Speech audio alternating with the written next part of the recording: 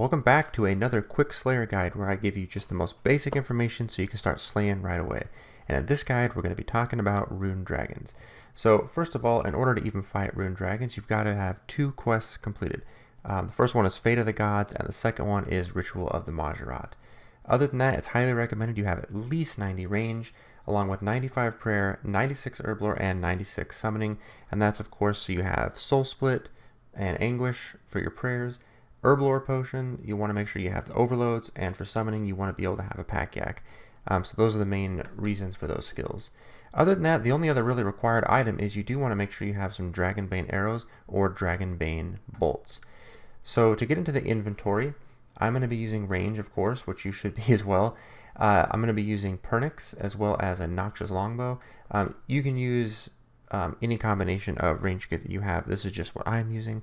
I'm also going to be using a Luck of the Dwarves ring and a Blood Amulet of Fury for this. As far as my inventory, I just bring a Holy Overload potion because I always bring them because I love the prayer renewal effect with it. I also bring the Super Anti-Fire Flask. Do not forget to bring this, as well as some prayer flasks. Now, depending on how long you stay, you may need to bring some more. It just depends on how many you're going to be killing. Other than that, don't forget to bring some Winter Storage Scrolls so you can bank a lot of the items they drop. They drop a lot of Runite salvage. They drop some dragon items like Dragon Plate legs, Dragon Plate skirt, things like that. So you will be banking quite a bit. You could also bring a spring cleaner as well, and that would help out. Other than that, I just bring a little bit of food here and in my pack yak just in case. So that's about it. So to get there, we're going to be heading to the World Gate. So first off, you want to use the Lodestone or the 6th circuit. If you are using the Lodestone, go ahead and teleport to Eagle's Peak. Once you're at the Eagle's Peak Lodestone, you just want to run straight south until you get to the World Gate. Once you're at the World Gate, you want to right click and click on Quick Dial, and you want to head to Kethsey, option 2. Once it finishes spinning, go ahead and click Enter World Gate. Go ahead and click on Yes. And as soon as you go through here, you're going to start seeing a whole ton of Rune Dragons. The nice thing is that they are not aggressive. Go ahead and activate your Overload and your Super Anti-Fire. Make sure you select the correct prayer. In this case, I am using Soul Split and Anguish. And it's time to go ahead and attack them. Now the thing about Rune Dragons, unlike some of the other ones, there's actually 3 different stages. So stage 1 is they're just on the ground here and they kind of attack you with some magic hits, and I believe they also use Dragon Fire. And it's about every 20,000 health they'll switch to a different stage. So I just use my basics and some thresholds here until they move on to the next stage.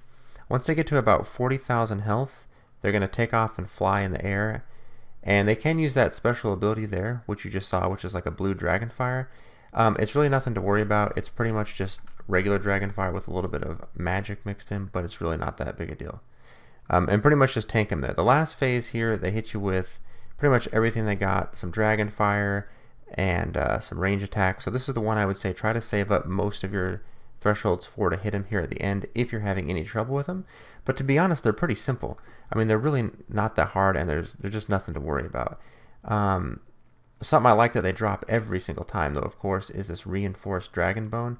Let's see, as of today, they are selling for about 20k each, so that's pretty good.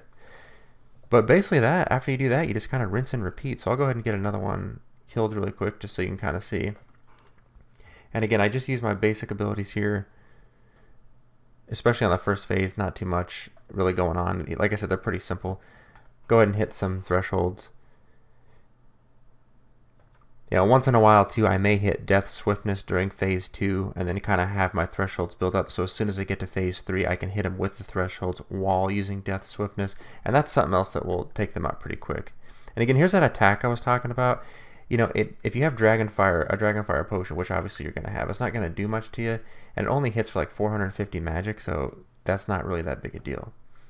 Now, the one thing I will tell you to watch out for is be careful for area of effect abilities like Bombardment.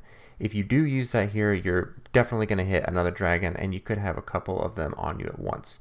So that's just something to kind of think about. Just be careful, especially if it's your first time here. Make sure you're just using your regular thresholds and basic abilities that do not target multiple dragons at once. So anyway, I hope that helps. Like I said, they're really quite simple. So yeah, hopefully that helped you guys. If you liked it, please hit that like button to show your support, and we'll see you next time.